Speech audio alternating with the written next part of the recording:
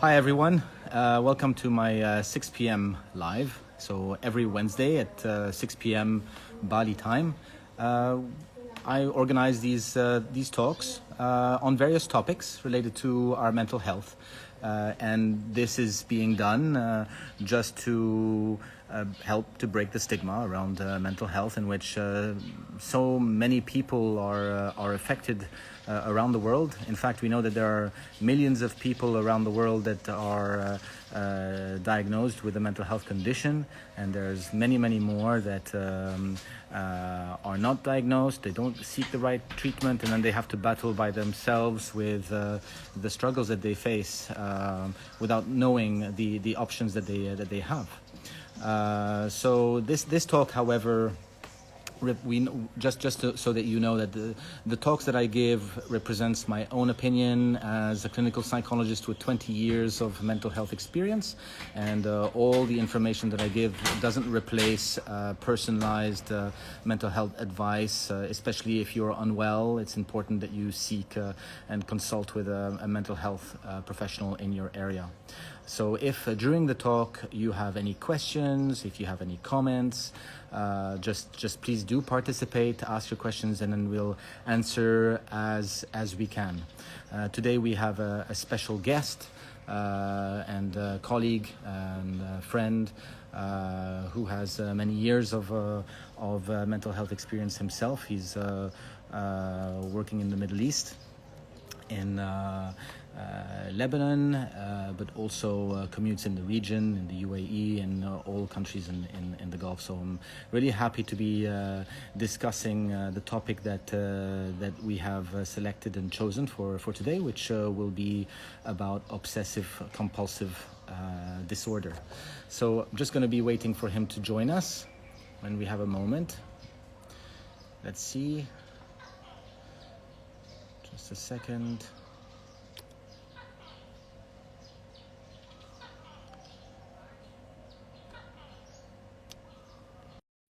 To request now, so he'll be joining us. Just a second.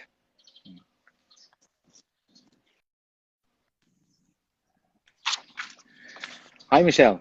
Hi, Jeremy. How are you doing today? Very good. Very good. Nice to have you. Very excited about this. Really looking forward. Same here. Same here. Thank you so Yeah. much for having me, and Yes. hope everything's okay in Bali. I'm in Dubai, Yes. as you mentioned, Uh-huh. maybe. Yes. So yes, in Dubai is I guess it's uh, how's it going in Dubai at the moment?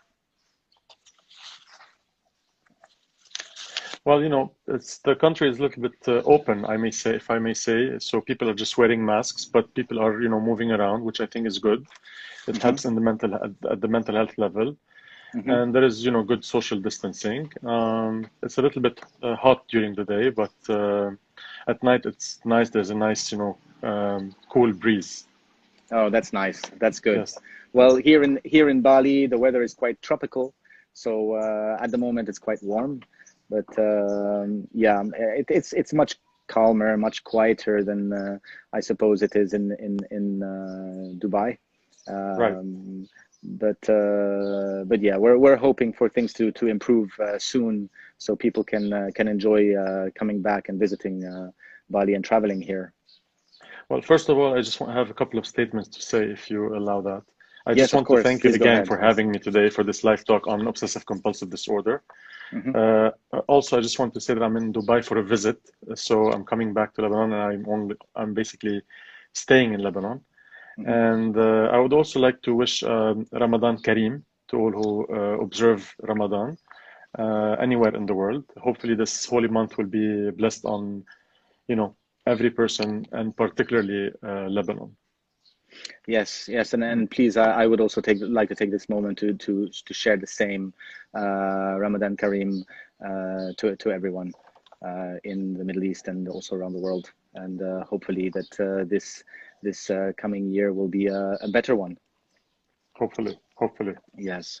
I think we all yearn for a better times, and there's a lot of people who are struggling, and there's a lot of suffering going on, perhaps now more than ever. And I think it's important that we that we that there are people there who are there to offer the support and to be able to help give some hope and support to people. And I think that this is just one of the ways of doing so, by creating these kind of talks and talking about subjects that are important, that highlight people's struggles, and hopefully to give direction.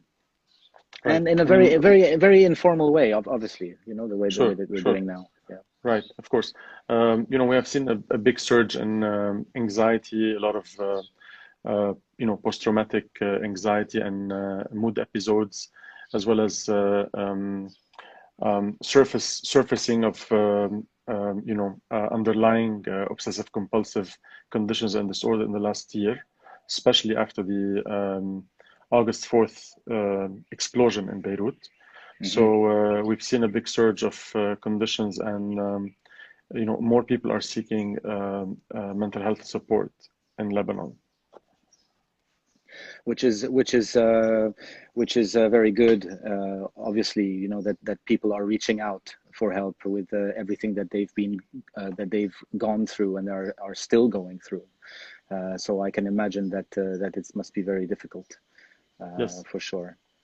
of course. So perhaps we can just start talking a little bit about this this topic of the obsessive compulsive disorder. I know that you have many years of experience working with people with struggling with such a condition that sometimes is quite misunderstood by a lot of people, such as is most mental health conditions. In fact, there's still yet so much stigma around it that people, still don't understand what they don't see, because it's all happening internal.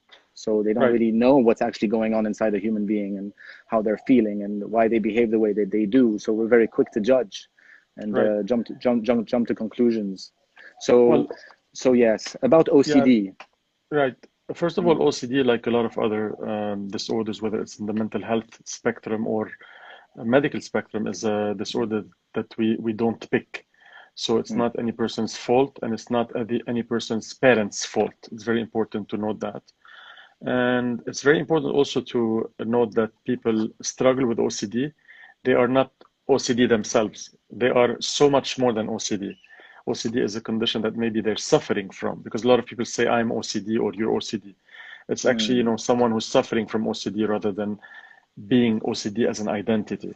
And that's something which helps a lot, because a person is a lot more than just, a disorder Absolutely. or two that they're struggling with. Yes. It's so true. So true. Yes. Yeah. So, just in a simple words, it's a disorder.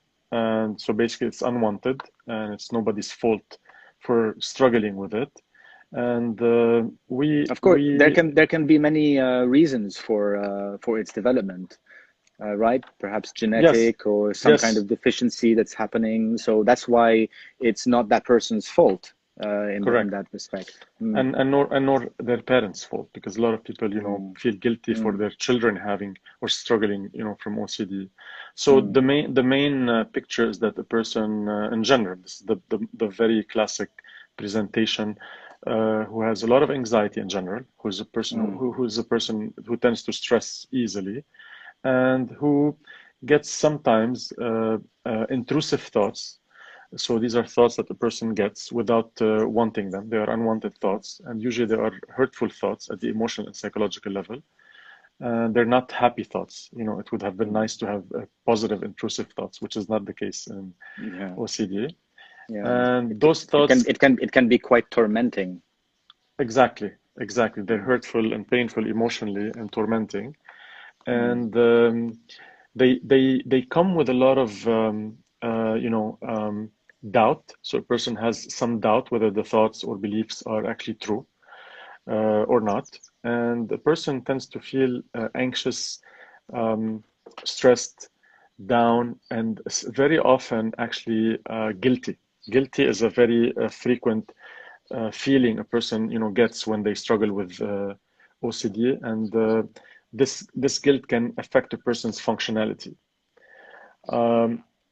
Some people, tend to know that these thoughts or intrusive thoughts called obsessions are not very realistic. So such people who struggle with this type of obsessions would be, a high insight. So they know that their obsessions are not very true, but it's difficult for them to be 100% sure. There's always a component of doubt, which causes anxiety and guilt. And some people have less insight, so they tend to believe those thoughts, or they tend to, have difficulty in reasoning out of those thoughts and beliefs. So we have someone who's asking us if we can consider this as an uncontrollable habit. Right. I think that it's a little bit. It's more so. It's not a Sure. habit. It's not something that a person is doing by choice. Right. It's more They like don't something learn that's, that. We don't it's learn more it. like, So go ahead. I tend to give the example of diabetes because it's easy for people to understand. It's not someone who gets, the habit of having a high blood sugar. So it's a lot of, reasons. I was gonna, mention them in a few minutes. Yes. So the other component of OCD is, the behavior, and that behavior, which is usually repetitive, that helps the person feel better too fast. And that's the problem, is that because people take the easy way out of anxiety, so they tend to do whatever behavior that they need to do to feel better fast.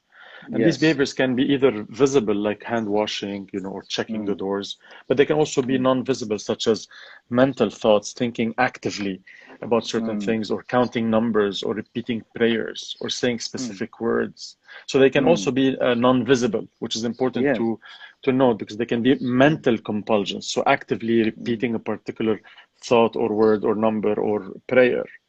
Yes. And the causes of that usually tend to be multifactorial. So like you said, there is sometimes, often a family member who also struggles with OCD. So there is a genetic component. We tend to see OCD in family members whose other family members also struggle with OCD, or some type of anxiety disorder other than OCD. There is a psychological component, because we're not all raised, and we didn't experience the same things in life, so we didn't go through the same experiences in life. The way we learn how to think affects how OCD presents itself later on in the future. And usually the person tends to be under a lot of stress for this disorder to surface. It's very often during adolescence, because this is when the hormones, start to kind of like increase, and the adolescents, go through some stress. So if there is the genetic predisposition, then there is a higher likelihood for the OCD to surface. So it's multifactorial. Sure. And as you were saying, that there is the observable type, which is like, we call them like also like observable ritualizers. So like you were saying, the hand washing, or the checking if the light is on or off, or did I close the door, or anything like that. And it's can be such a overwhelmingly tormenting idea or thought that's the nature of the intrusion, like the intrusive thoughts, that they actually have to do something about it, which leads them to compulse, to actually try to find an answer, to know that it's really, really true. It's like they're looking for like a perfect answer. They're basically trying to seek reassurance, to feel much better by checking, because the doubt component is so high and so distressing. Yes. That if it's affecting a person's life on a day-to-day basis, so if a person gets incapacitated or paralyzed, because of the obsessive compulsive condition, then in that case it would be a disorder, because someone just said that maybe the word disorder is negotiable here, or debatable. I do understand some people don't have the full disorder, they might have the tendency, but what is a disorder? What is the OC disorder? The OC disorder is when someone's life is incapacitated at least two levels, whether social, personal, occupational, and also when the person's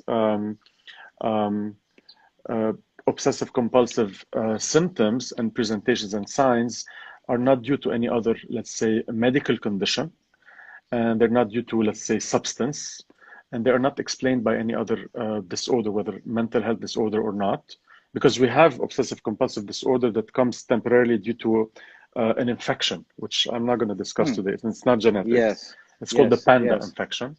And And it's important to know that when we talk about disorder, it means that it's been lasting for long. So we're talking about like multiple weeks, not just a couple of days. So and not that something would that be a just kind disorder. of and it's not something that can just fade away Right. just over time. It's I think this is just one of the questions that we had. It's like, do they Right. actually fade away with time? So Right. no, Right. as you're saying, it's a condition It's a that condition. But that doesn't mean that the episodes have to be as strong and as intense all the time. They can calm down sometimes, especially when there is overall stress. When we treat OCD, I always, tell my clients that we also need to treat or basically manage the overall stress, because OCD increases with life stressors and tends to decrease in intensity when a person's life is cooler, calmer. But the disorder Yes. doesn't go away. It just, calms down for a while and can, relapse later on. Yes, yes, yes. And so you were also talking about the non-observable ritualizers, which Right. for some people, I guess they would find even more strange, I guess, to witness, because there's not the manual type of behavior that you would actually see in the more observable types of OCD. And some people also refer to that as like pure obsessions. And how to manage that. I mean, what's your take on that Yeah. on that Yeah. terminology? Right. Yeah, I agree. From my, experience in the last almost 15 years, well, there's a difference between a non-voluntary intrusive thought, which is basically a thought that the person is not actively bringing onto their mind. So basically, it's a thought that intrudes. It's a non-voluntary thought, which is a negative thought, and it, like you said, it's tormenting and it's distressing, and it causes a lot of doubt and guilt. That's the obsession. And if that's Yes. present only, that would be a dominant O type of OCD. But the Yes. mental compulsions that are non-observable, that we can't see, these are active thoughts that are done in a way voluntarily. The person is, repeating a prayer or repeating a number or repeating a particular word actively, which is the compulsions. Compulsions are more controllable because they're voluntary. But Yes. they're difficult to stop as behavioral rituals, whether mental behavior or physical behavior, because the person has doubt whether the belief that they have from the obsessive thought will go away or not if they did not repeat the compulsive behavior. So it's easy for someone struggling from an obsessive thought, which is distressing, to just go ahead and do the compulsive behavior to feel better faster. And this is where part of the treatment for OCD comes in. And other than the medications that help a lot sometimes, behavioral therapy, as in helping a certain person understand that getting reassured fast is not the way out, because that would be the easy way out, and it would be just temporary, and it will not teach the person to withstand the anxiety. The person needs to learn how to withstand anxiety without having to repeat the behavior, which is something we call response prevention. Yes. Basically trying to work with the client in a behavioral way to postpone or prevent the usual response, which is the reassurance seeking behavior. Yeah, that's an important part. And that's the reason why they're going to be repeating a behavior. They will have a compulsive behavior because they seek reassurance, because it actually And they want calms it them now, and down. they want it now. They want And it they want soon. it right away. And yet the problem Right. is that by acting on the obsession, then the person finds a relief. They find a relief that actually reinforces the fact that they will be repeating it again. But the problem is the relief is temporary, and therefore the person finds themselves repeating it again and again, and it becomes like the negative cycle of the OCD. I mean, it's really something that is because you have degrees of sufferers. You have people who might be suffering this from, one end of the spectrum, because you were talking about the obsessive compulsive spectrum, because it's a spectrum. Because some people will be having it much perhaps in a lighter fashion, more manageable, something that's perhaps more easier to treat. So the results that you would get like through the treatment, through the behavioral therapy approach, you will get like better, easier results maybe. Whereas for other people who have, more severe type, they might end up having other comorbidities, and then they might end up having depression, and that might kind of further exacerbate all their symptoms even more. So I guess that the kind of people that you see the most along the spectrum. I mean, do you happen to see like a certain level of severity the most, or is it across the spectrum that you personally have experience with? Well, OCD is present in about 5 to 8% of people. That's not too high, but not too low either. And one of the things that you mentioned, it's important to try and manage it and treat it, because like you said, it can lead to more anxiety and depression, and it will not go away on its own.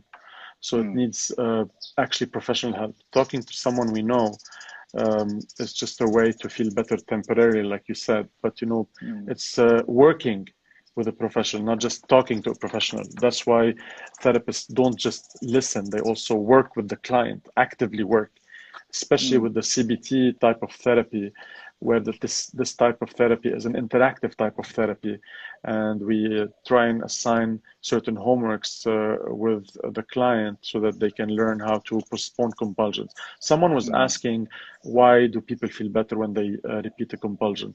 The answer would be, it's because of the nature of the disorder, because there is doubt in the intrusive thought that comes with intrusive thought.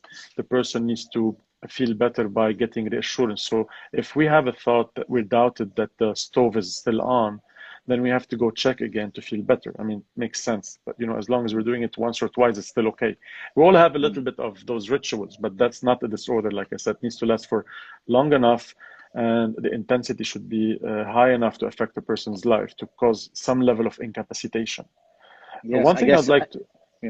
I guess just on the note of the doubt part, is that we have this, this primitive instinct in our brain known as the fight or flight response, that allows us, in a way, just in a nutshell, very quickly, simplified way of saying it, that allows us to sense danger. Now, when we have an obsessive compulsive disorder, what happens is that our danger sensor is on high alert, super high alert, that basically becomes very irrational. So our sense of danger is very, very strong. So we actually need to protect ourselves. We need to find solace. And Yes. so we need because we need to feel secure again.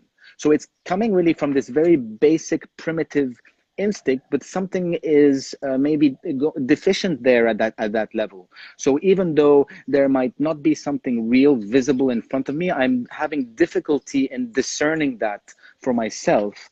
And one of those explanations is probably because of something genetic, is probably because of something that we still didn't comprehend, because it's still pointing in some direction. Even in terms of research, we don't know exactly what is going on at that level, but to know 100% for sure, what is happening. But clearly there is something that is being very difficult for a person to filter naturally by themselves, the way that we will be doing if we're having, we're fearing that something is maybe going in the house. We'll maybe look at it for 1 second, but our functioning and our life is not going to be dominated by it.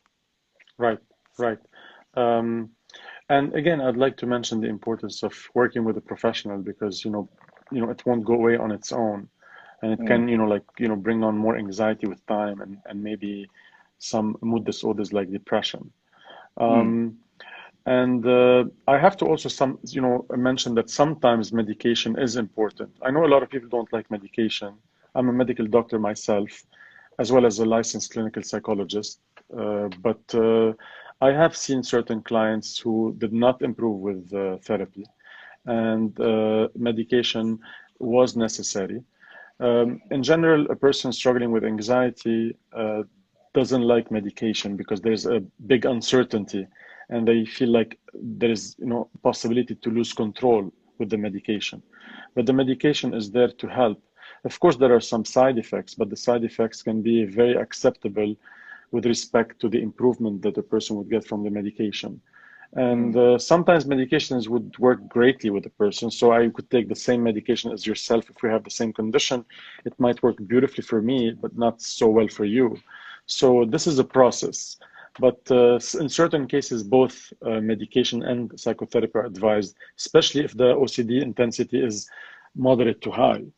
If it's moderate to low, then maybe CBT on it by itself can help a person, reach some level of functionality without having to need medications. But there are different types of obsessive compulsive presentations, and I want to let you know which ones I see most commonly. Of course, we see the common types, which are like the contamination based, needing to wash and clean certain things repeatedly. And we see a lot of the checking subtype, which is needing to double check if something is the way we wanted it to be. But we also see a lot of types of anxieties and obsessions regarding health. So for example, if a person has a very simple symptom that anyone gets, like a bit of a headache or a bit of a dizziness or some sort of body ache, it is not a person's fault to actually, exaggerate it into a severe medical condition, because that person is suffering from obsessive compulsive disorder.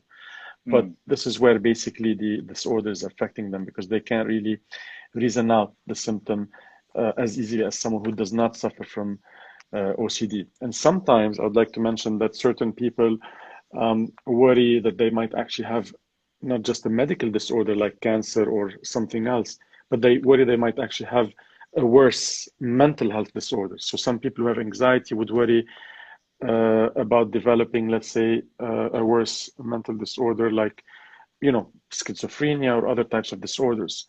And this is also health-related anxiety, but within the mental health spectrum. Also, another type of subtype of OCD that affects a lot of people, and that's very distressing, is harm OCD. A lot of people, worry that they might harm themselves or harm someone else. So if someone would worry about, let's say, jumping out of the window. And of course, this is never going to happen, because that's not what they want. They're actually scared of that. But the doubt factor comes in, and it basically makes it more difficult for that person to reason that out. Or they might worry they might harm their baby, or they might harm their parents or someone in the family around them. And that also causes a lot of distress and a lot of guilt, because the person starts to think that, am I such a bad person that I'm even thinking about that? My answer would be, you're not thinking about it. You're actually getting in a non-voluntary intrusive thought. But of course, it takes more than just the statement to help a client, reason this out. So harm OCD and health-related anxiety, or what we used to call hypochondriasis, I would say, are among the most distressing to certain people. Yes, especially like you said, like the violent ones, when they have really dark images, dark thoughts towards their loved ones, and it's something that's unbearable for them. It's definitely very difficult to work with, for sure. It's easier for professionals to explain this, but the journey of working through this or living with the condition can be really difficult for many people. I know there was a time where and perhaps even happens today, where the non-observable type of obsessions can sometimes be mistaken as delusions or some forms of psychosis. In some cases, I guess that can become kind of tricky, I think. What is your take on that? Right. When someone struggles with OCD, like I said, a very, very prominent presentations very often are those of guilt and a lot of doubt, with sometimes even superstitions, thinking that if I didn't do that, something bad will happen to people or to somebody somewhere in the world. And that doubt can sometimes be like too strong. And we call this like, having a delusional flavor, or it can be like of delusional grandeur, which is not an actual delusion like it would be in a psychotic disorder, but it's similar. It looks like it, and that's pretty difficult, because a person, their insight is much lower, and then they're almost starting to believe what they're thinking about. I would also like to mention that OCD is not about ordering and tidying things up. That's something else. OCD is Yeah, about getting intrusive thoughts that are very difficult to prevent, and they are tormenting, as well as the need to neutralize them by certain behaviors, which yeah, is it's true different that from being perfectionist.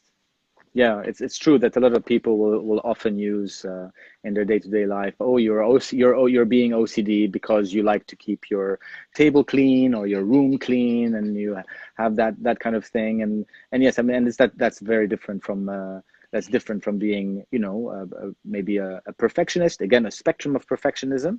You know, it's maybe a perfectionist as opposed to, you know, a severe type.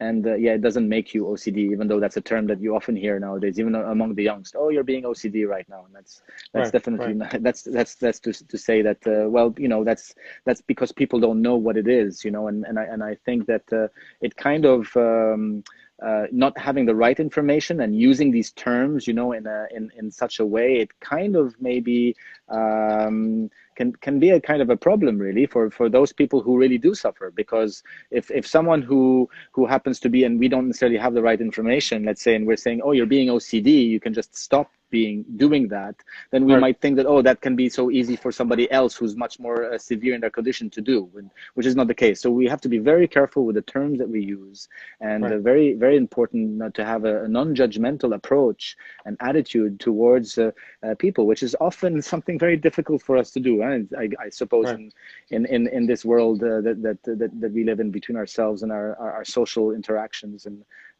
peer pressures, and sometimes we happen to be you know, without knowing, more hurtful towards each other than not, without knowing, you know, again, through ignorance. Right. Yes, And of course. I naivety. mean, So perhaps being more sensitive to our differences, and I think that takes a little bit of awareness, you know, just to be sensitive that people are different. We don't know what's happening inside of a person, and if they're behaving this way, there might be something. We're quick to judge, but maybe it's better not to judge, you know, and to take a step back, you know, from this. But in terms of like the treatments for the type of OCDs that we're talking about here, like you said, it's you know, I guess the gold standard of therapy is the, you know, a cognitive behavioral type approach, as you were saying earlier, the kind of evidence-based technique based on this comes into the technicalities, really, exposure and response prevention. I mean, this is something that the person would have to kind of commit to as a process, because it's not like a quick fix thing, right? Right. I mean, we need to commit to the therapy process, and also not try to postpone sessions, because some people believe that if they did the number of sessions in 2 weeks, that would be the same result. A person needs to process the information that they get in the session, and they need time to apply the homeworks, you know, in their day-to-day lives. And then, you know, it takes time for, you know, the new information that is restructured to register in the brain. So that's why it takes some time. And also the sessions should be kind of regular. So a lot of people, you know, would come in, but they wouldn't come in a regular way. And then that might slow down the process. What else? Someone was asking if fear of sleep is a type of OCD. Well, I usually, of not to sleep, that's a common presentation of someone obsessing about not being able to fall asleep. And that's a common type of intrusive thought. And it can be distressing because the person wants to fall asleep, and because of the distress they're going through, the levels of cortisol, adrenaline keeps them awake, because they're, you know, like, you know, anxious and stressed out. So this also needs some sort of behavioral relaxation. And when you mentioned the exposure and response prevention as a behavioral technique, you know, my style, what I usually do is I start initially with the, you know, with the cognitive aspect of the therapy, trying to understand the reason why that particular thought is of importance to the particular individual struggling from OCD, and try to help the client understand where their thoughts might be a little bit faulty or distorted, you know, by helping them, you know, understand how they think, the style of their thinking, before moving on to the behavioral aspect. This is my style. Some people start Yes. with the behavioral techniques immediately. Some people would say that both at the same time would work better. But I think if the client, depends on the level of insight of the client, but if the client, Yes. better understands why they have this particular intrusive thought, and they understand that the thoughts are only junk thoughts, let's say, and they reach a Yes. level of insight, Yes. then when we start with the behavioral homeworks, then, they probably respond better. Yes, I totally agree with you on that. I think spending some time initially on the cognitive part, at least on the psychoeducational part. I mean, if they don't have a lot of insight, it's basically at the beginning, it's really to explain to them what is the nature of OCD, what's actually happening, and to help them develop the ability to differentiate and to distinguish between what is OCD and what is non-OCD. Like you were saying, OCD is not your identity. It's not who you are. It's something it's a bit something like is inside of you, and it's making you do these things. That it's not your identity. And I think there's a Right. lot of people who find a lot of comfort behind that, being able to distinguish, oh, there is a me here that's there, but then there's this thing that I can learn to kind of understand differently better, and learn how to maybe not respond to it, therefore not feed into the OCD pattern. It's a bit like you're feeding something, like feeding something that feeding a fire, putting more wood Right. in the fire, Right. as opposed to, in a while, it's a bit like a bully. Looking at the OCD, a bit like a bully. And Yes. the more you react with the bully, the more that feeds the bully, the more the bully is really, really happy about that. But the more you just basically, I'm not going to say ignore the bully, but basically recognize it, observe it, but they basically not respond. After a while, the bully is no longer that interested and kind of moves away after a while. And I think that's an analogy that I often use, and I think that of course living with the OCD is completely different than going through the process of recovery. But a lot of people do find solace and comfort and connection. I guess a cognitive understanding of what it means when you use such analogies. One of the very important things that would help also people with OCD is to be busy, to be, Mm, mentally active. So versus mm, just like, so someone who works, it's a promising factor. So it helps. It's very challenging for someone to just disregard or ignore the thoughts. It's easier mm. said than done. And, Yes, I've noticed that, when we try and tell our clients to try and ignore the thoughts, it's not as easy as we think. of course. And Yeah, sometimes trying to distract yeah. oneself to actually ignore the Mm, thoughts can also be challenging. It's not that easy. mm, If mm, a person is mentally active because they work regularly, then they tend to say that they feel better when they're actually mentally active. So, mm, because at that mm. time they're focused on something. But sometimes the level of obsessions can be so distressing and so intense that they, cannot function and cannot focus. Someone was asking if OCD is more frequent in kids than adults.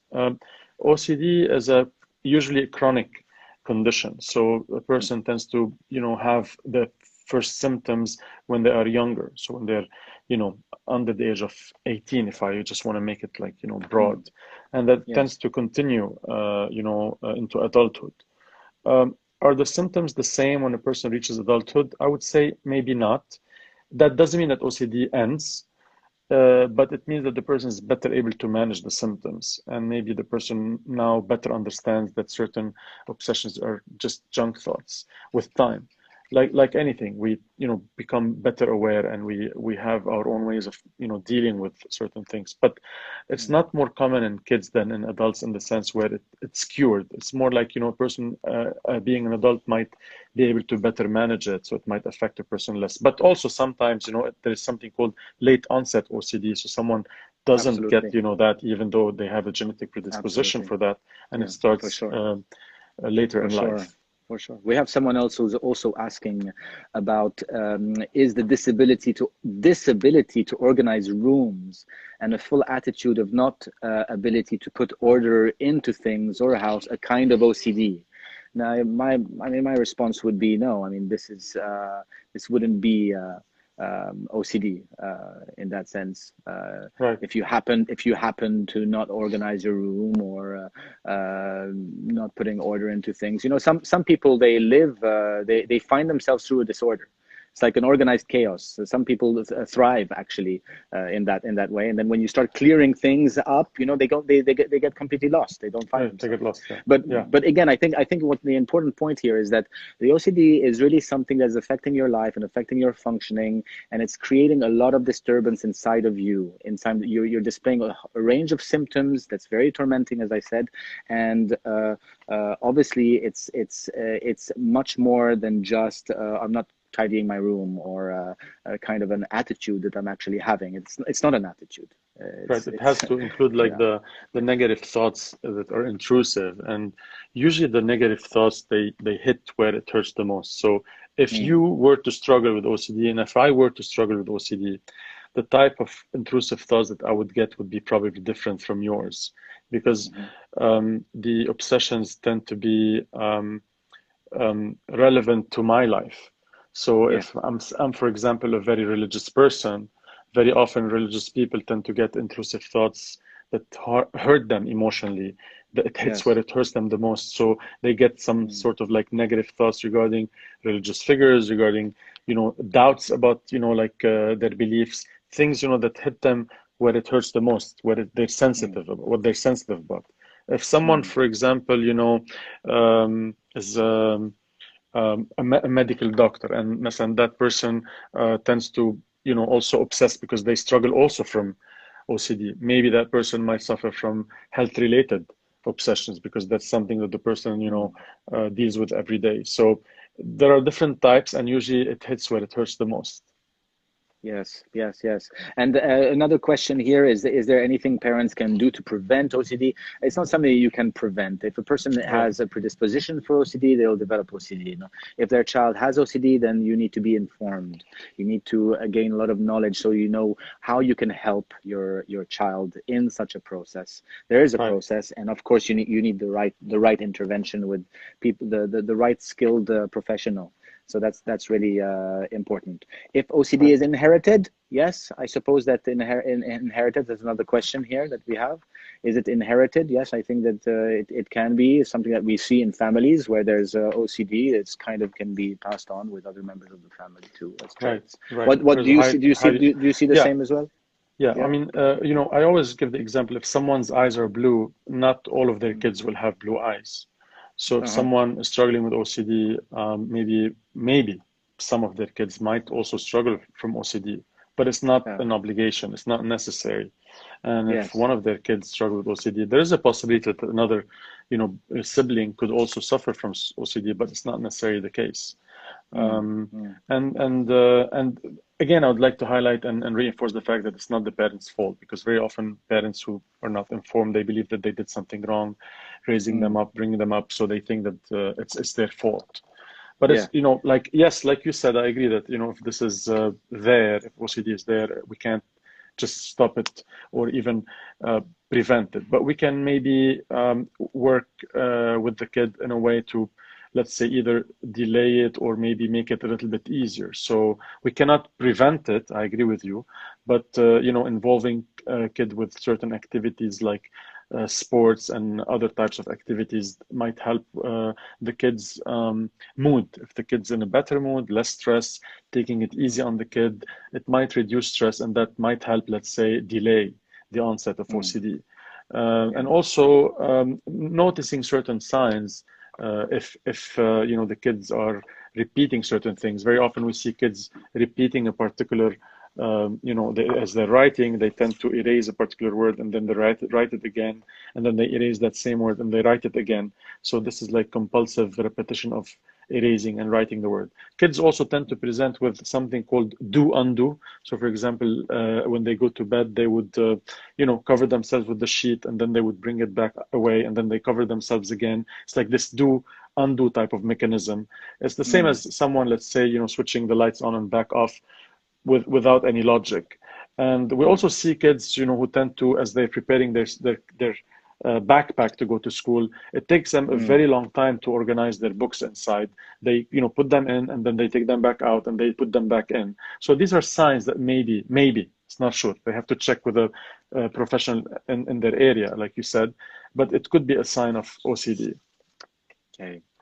Okay, so I mean the questions can keep coming in, and we can be talking about this for a very long time. I mean, but we're gonna have to come to a close.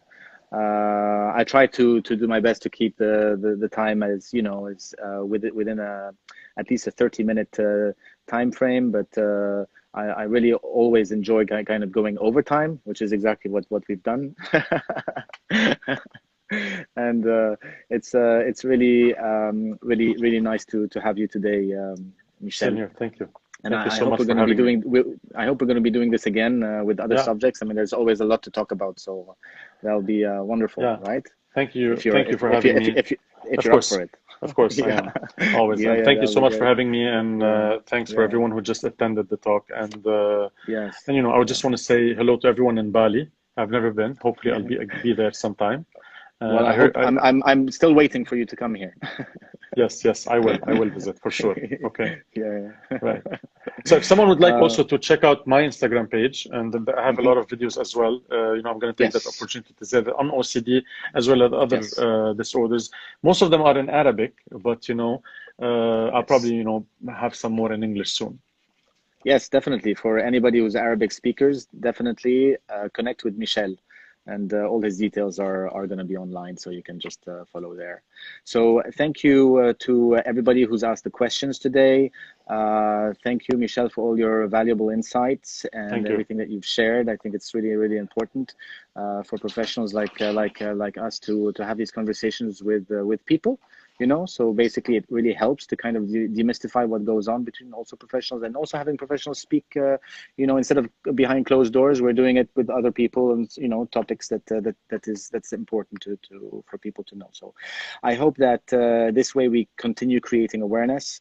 More importantly, it's to remember that what we're sharing here are the points of views of two clinicians, and it doesn't replace your specific treatment or what you might need in particular. So if there's any concerns that you're having, then it's really important to seek for the help around you. You can definitely reach out to us, and we'll make the needed referrals if that's the case. But if you have any other questions that we didn't answer that you think is important, please do reach out. I mean, either to Michel, to myself. Help is here, and we are really connected. And with the internet, of course, there's a good side to it as well. Is that especially during this pandemic, that we can get support even without being physically close to each other. So thank you for listening. Thank you for sharing and following. And I'll see you all for the next talk next Wednesday. And Michel, we will be talking again soon. Sure, definitely, of course. Thank you for having me. All right. All Thank right. you. Cheers. Thanks Take again. Care. Bye-bye. Bye, Michel. Bye. Bye-bye. Take care. Bye-bye. Bye. Take care.